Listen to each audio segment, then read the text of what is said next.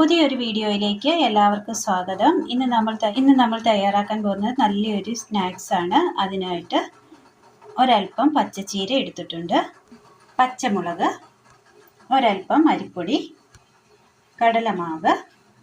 ഇനി ഇത് തയ്യാറാക്കുവാനായിട്ട് അടുപ്പത്തൊരു പാത്രത്തിൽ ഒരൽപ്പം വെള്ളം തിളയ്ക്കുവാൻ വെച്ച് കൊടുത്തിരുന്നു. ഇതിലേക്ക് ചീര ഇട്ട് കൊടുക്കാം.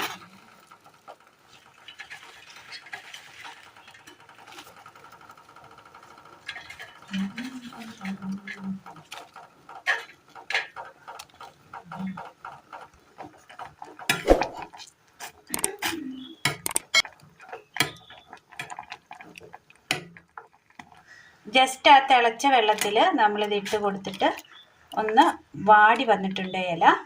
തീ ഓഫ് ചെയ്യാം. ഒരുപാട് തിളയ്ക്കേണ്ട ആവശ്യം വരുന്നില്ല. മിക്സിയുടെ ജാറിലേക്ക് വാട്ടിയെടുത്ത ചീരയില ഇട്ട് കൊടുക്കാം.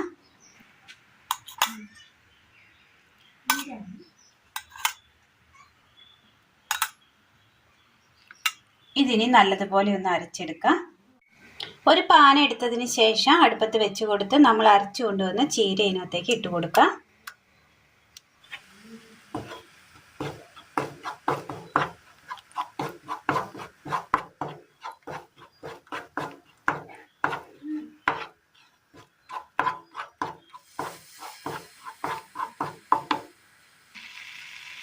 ഒരൽപ്പം വെള്ളം കൂടി ചേർത്ത് കൊടുക്കാം.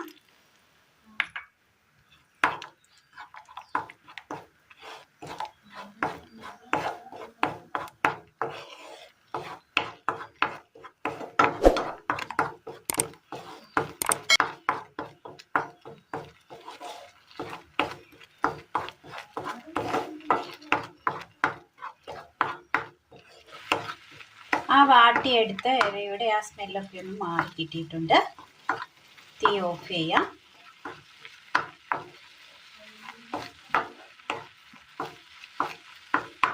വീണ്ടും നമ്മൾ മിക്സിയുടെ ജാർ എടുത്തിട്ടുണ്ട്. ഇതിലേക്ക് ഒരു 4 പച്ചമുളക് ഇട്ട് കൊടുക്കാം.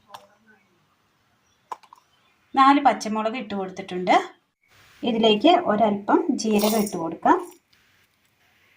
ഒരൽപ്പം കുരുമുളക് പൊടി, മഞ്ഞൾപ്പൊടി.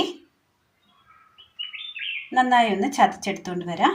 ഒരു ബൗൾ എടുത്തതിന് ശേഷം ഇതിലേക്ക് അരിപ്പൊടി ഇട്ട് കൊടുക്കാം. ഒരൽപ്പം കടലമാവ്, ഉപ്പ്, എരിവിനാവശ്യമായ മുളക് ചതച്ചെടുത്തത്, വേവിച്ച് വെച്ചിരിക്കുന്ന ചീര,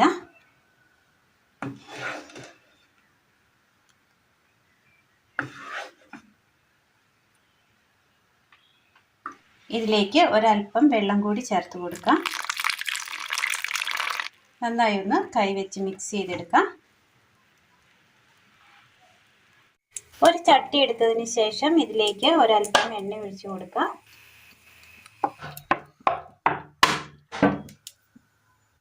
ഇനി നമ്മൾ സേവനാഴി എടുത്തതിന് ശേഷം ഈ ചില്ലിട്ട് കൊടുക്കാം. ഇതിലേക്ക് മാവിട്ട് കൊടുക്കാം. അതുപോലെ ചൂടായി വന്നിട്ടുണ്ട്. തീ ഒഴിക്കാം.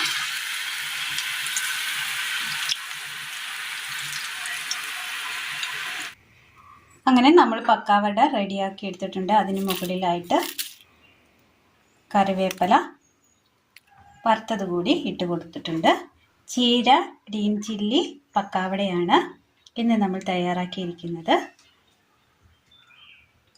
നല്ല ടേസ്റ്റാണ്. എല്ലാവരും ഒന്ന് ചെയ്ത് നോക്കണം. 4 മണി ചായക്കൊപ്പം കഴിക്കാൻ പറ്റിയ ടേസ്റ്റിയായ നല്ലൊരു പക്കാവട റെസിപ്പിയാണ്. വെറൈറ്റി ആയി തയ്യാറാക്കിയെടുത്ത നല്ലൊരു ചീര പച്ചമുളക് പക്കാവടയാണ് ഇന്ന് നമ്മൾ തയ്യാറാക്കിയിരിക്കുന്നത്.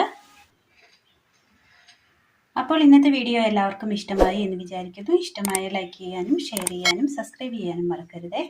താങ്ക്